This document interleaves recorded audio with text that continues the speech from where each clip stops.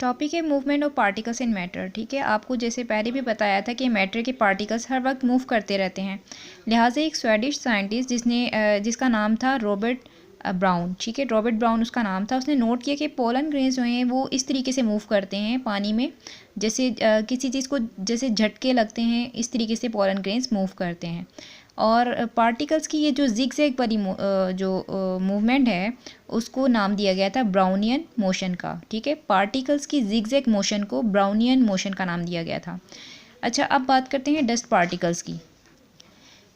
जी, तो ये dust particles अक्सर आपने देखा होगा, ऑब्ज़र्व किया होगा कि जब आप किसी रूम में बैठे हो और वहाँ पे कोई कर्टेन हो, मतलब कोई पर्दा हो जो बारीक सा हो, अगर उसके ज़रिए कोई लाइट आ रही है, बाहर से अंदर लाइट आ रही है, तो आपने देखा होगा उसकी बीम में यानी उसकी शुआओं में डस्ट पार्टिकल्स जो हैं वो विजिबल होते हैं, यानी ऐसे लगते हैं लाइक दे आर डांसिंग। ठीक है, मतलब डांस करते हुए महसूस होते हैं। तो एक्चुअली वो क्या होते हैं, वो डस्ट पार्टिकल्स होते हैं। जैसे अक्सर आप सनलाइट में देख लें कि जब आपकी विंडो से वो घर में कमरे में आ रही होती है, तो उन सनलाइट की उस बीम में आपने देखा होगा कि डस्ट पार्टिकल्स अक्सर आप अगर गौर करें या ऑब्ज़र्व करें तो विजिबल होते हैं। ठीक है, अब है pollen grains in warm water. ये एक आपके पास एक्सपेरिमेंट भी है, आप चाहें तो कर भी सकते हैं। ठीक है, pollen grains you can get by any kind of flowers. तो अगर आप किसी भी पोलन ग्रेन्स को स्प्रिंकल करें, यानी उसको आप डालेंगे किसी वार्म वाटर को अगर डिश में लेकर,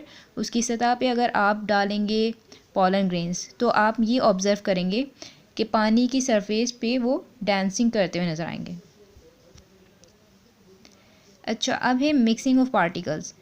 अगर आप किसी कंटेनर में पानी लें और उसमें आप डालें रेड कलर की इंक डालें। ठीक है, अब ये जो रेड कलर की इंक है ये पानी में स्प्रेड होके पिंक कलर बना देगी।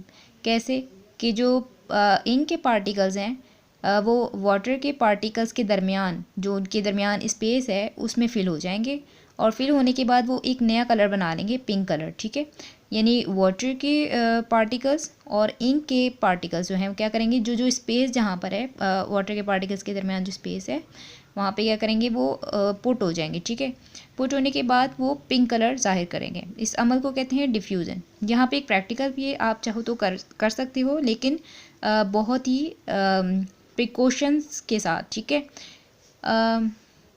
ये देखें जैसे कि इंक डाली गई, रेड इंक किस में, वाटर में डाली गई।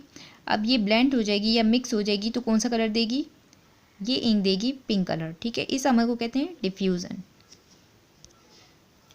अच्छा, चेंज ऑफ स्टेट क्या है, आपको पता है कि रूम टेम्परेचर पे कोई भी चीज़ जो है वो क्या होती है, अपनी ओरिजिनल हालत पे रहती है। ठीक है, लेकिन जैसे ही अगर उस चीज़ को आप हीट करें या उसको कूल करेंगे तो उसकी जो स्टेट है वो क्या होगी, चेंज हो जाएगी।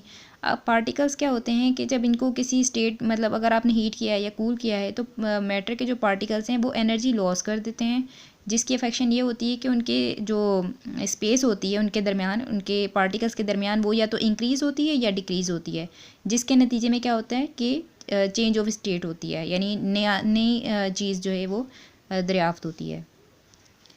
जैसे कि इस डायग्राम में भी देख सकते हैं आप कि मॉलिक्यूल्स जो हैं मूव कर रहे हैं जब इनको हीट किया गया है। ठीक है, यहाँ पे तेज़ी से मूव कर रहे हैं, फिर उसके बाद क्या हुआ है, उसके बाद इसकी जो स्टेट है वो चेंज हो जाएगी।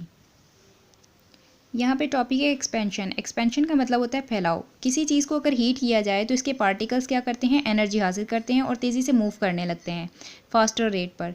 यानी तेज़ी से जब मूव करते हैं तो सब्सटेंस का जो जिस चीज़ को गर्म किया गया, हीट दी गई है, वो क्या होता है, उसका जो वॉल्यूम है वो इंक्रीज़ हो जाता है या उसका साइज़ जो है वो ज़्यादा हो जाता है। इस चीज़ को क्या कहते हैं, इस अमल को एक्सपेंशन कहते हैं।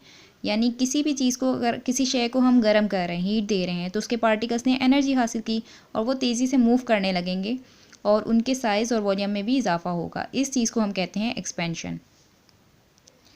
अब हमारे पास टॉपिक है कॉन्ट्रैक्शन। कॉन्ट्रैक्शन कहते हैं सिकुड़ाव को, यानी किसी चीज़ का सिकुड़ जाना।